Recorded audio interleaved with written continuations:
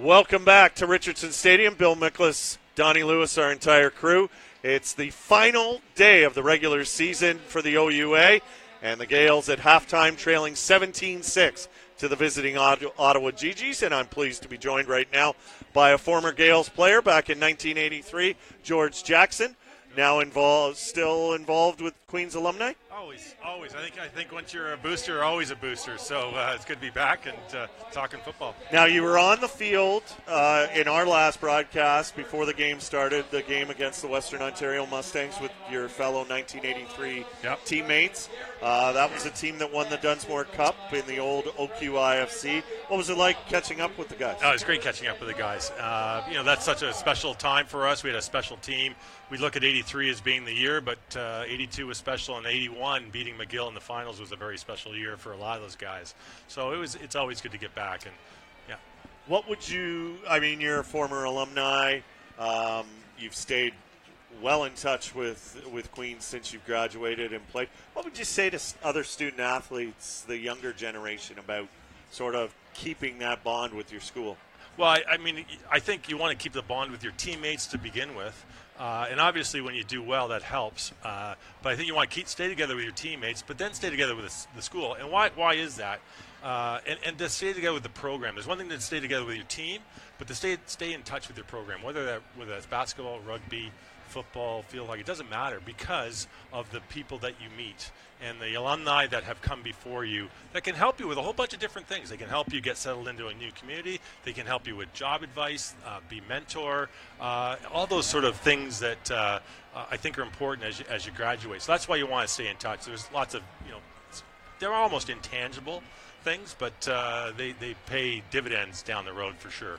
Gaels Force dinner supporting the football program is in the winter of 2019. Yep. Tell us a little bit more about that event. So this might be dinner number 6 or 7, and it's an annual thing we do in the wintertime. It raises money for financial assistance for the players. Very important from a recruiting point of view, but it's also a big tricolor injection in the wintertime. What's really neat about it is you've got team members there, alumni, parents, recruits.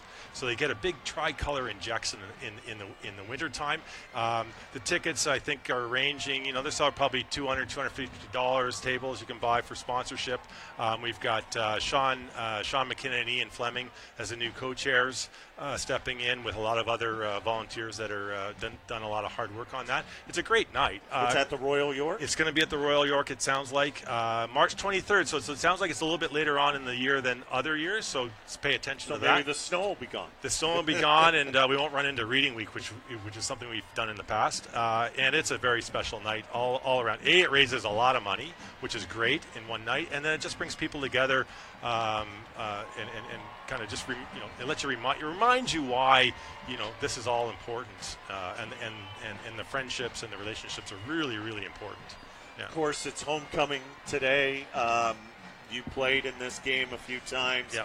You've been back a bunch of times. What's homecoming at Queens mean to you? No, it's so special. I think the alumni love it. They can see the students. The students love it. I think that's really the big takeaway for me is how much the students sort of revere the alumni, and I think the students get extra.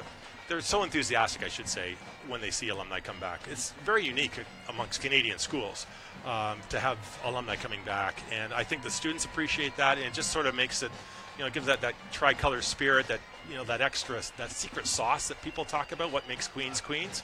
Homecoming is one of those things, and obviously the weather is just perfect, and a win with the Gaels would be nice, but as long as they play hard and sally on, we'll be okay. The tricolor has been living a long time, so one homecoming loss doesn't make the whole program. So you're wearing your Gaels football jacket from 1981. It shrunk a little bit, I think. I don't know. I think leather shrinks. So talk to me finally, as a former Gaels football player, what you saw in the first half, what you think you might see in the second. Well, obviously the Gaels are playing them tough. Well-ranked team. This Gaels team is better than its record. There's no doubt about it. Obviously a couple of missteps in the end of the first half, but there's lots of football. I think they can definitely win this game, and that would be great. And I think that's the best. That's how you want to end the season. You want to end the season on a win. Hopefully, you get in the playoffs and carry from there. But obviously, their destiny is not their own. Yeah. But they definitely have to win, so they have to get that part settled out. So. All right. Well, thanks for joining us, Bill. George. Thank you very much. Great to be on the show again. And K-A. Good, man. All right, George Jackson, former great player with the Gaels in the early 80s, joining me here at halftime. Gaels trail the Ottawa GG 17-6 at halftime. Go the game. Spit it out of Homecoming 2018. Donnie and I are back with the second half after this. You're watching Gaels football live on OUA TV.